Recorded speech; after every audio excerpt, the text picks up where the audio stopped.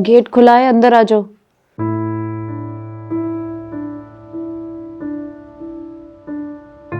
Ma'am आपका parcel.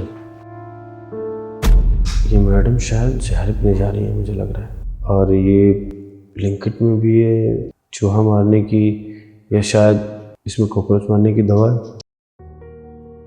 वहां पर रख दो। जी मैम। वैसे मैम आपका एड्रेस क्या था? B2 604। सॉरी मैम, शायद ये पार्सल गलत आ गया है। क्यों भैया, गलत क्यों आ गया है? मैम ये शायद 3rd फ्लोर का पार्सल था, मैं यहाँ लेकर चला आया। सॉरी मैम, मैं आपके लिए एक्सचेंज करके दूसरा पार्सल मंगा के देता हूँ।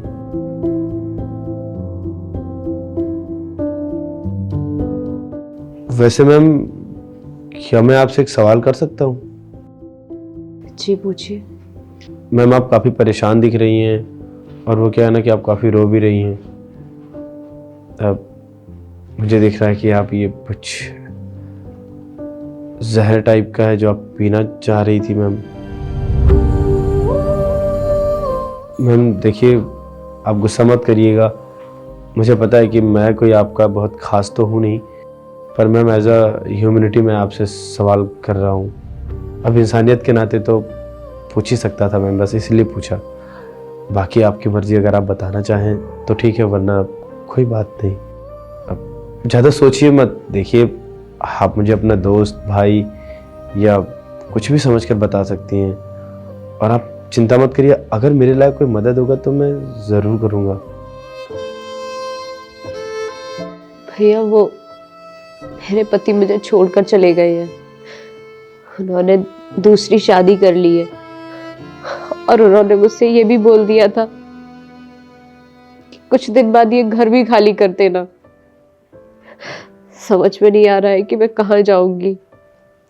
मैं तो उनसे बहुत प्यार करती थी, मतलब करती हूँ। उन्होंने दूसरी शादी कर ली और मुझे छोड़कर चले गए हैं। उनको पता है कि मैं नहीं लड़ सकती हूँ उनसे, और ना ही मेरा परिवार, क्योंकि मेरे परिवार में लड़ने के लिए कोई होना भी तो चाहिए। मेरे फैमिली में कोई भी नहीं है। मुझे कुछ भी समझ में नहीं आ रहा है, मैं चीजें कैसे करूं, कहाँ जाऊंगी, क्या जॉब करूंगी। इतनी पढ़ी लिखी भी नहीं हूं कि मुझे कहीं अच्छी नौकरी भी मिल जाए। शायद इसी वजह से उन्होंने मुझे छोड़ दिया। अगर मैडम इतनी बड़ी बात आपके साथ हो गई है तो फिर आप अपने घर चले जाइए। आपके घर में कोई तो होगा, आपका भाई, बंधु, चाचा, ताऊ, उसके पास चले जाइए, और वो लोग तो आपकी मदद कर ही देंगे ना। और मैडम, ऐसा कौन सा परिवार होता है जो बेटियों की मदद नहीं करता है? मेरे घर में सब लोग हैं, चाचा, ताऊ, पर मम्मी पापा के खत्म होने के बाद कहाँ कोई किसी से मतलब रखता है।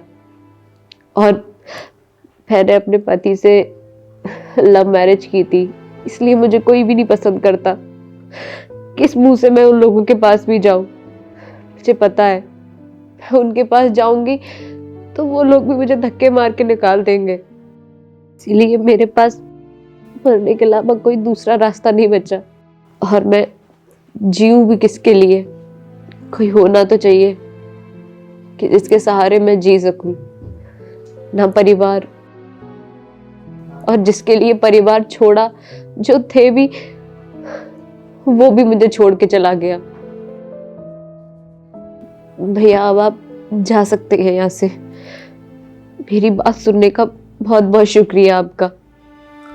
वो सब तो ठीक है मैडम, पर ज़िंदगी छोड़ देना बहुत आसान होता है, लेकिन जीना थोड़ा सा टफ होता है।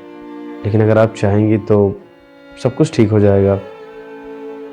ऊपर वाले पे भरोसा करेंगी तो वो सब ठीक कर देते हैं। देखिए, अगर आपको कोई रास्ता नहीं नज़र आ रहा है तो आप एक अजनबी पे थोड़ा सा भरोसा कर लीजिए। अपने परिवार की तरफ उन पर भरोसा कर सकती हैं। मैं कोर्ट में प्रैक्टिस करता हूँ अपने सीनियर के साथ में। अब मैं उनसे रिक्वेस्ट करूँगा कि वो आपके लिए लड़े, और आपको इंसाफ दिलाएं। और उसके लिए थोड़ी हिम्मत तो आपको भी दिखानी पड़ेगी, क्योंकि आपको तो पता ही है जब तक आप पहला कदम नहीं उठाएंगी तो फिर उसके पीछे मैं कुछ नहीं कर सकता। इसलिए आपको पहला कदम उठाना पड़ेगा। और जानती हैं, मैंने अपनी मम्मी से सीखा है कि औरतें कितनी मजबूत होती हैं। मैंने उनको मुसीबत में देखा है, वो कभी हार नहीं मानी। तो आप भी तो एक औरत ही हैं, आपके ऊपर भी एक मुसीबत आई है, तो लड़िए इससे। और एक वक्त आएगा कि आप जीत भी जाएंगी। और अब भगवान तो आते नहीं है खुद चलकर मदद करने, लेकिन शायद पता नहीं क्यों ये मुझे यहाँ पर भेज दिया था उन्होंने। शायद आपकी मदद ही करने के लिए भेजा हो। तो कुछ तो भरोसा करिए आप मुझ पर।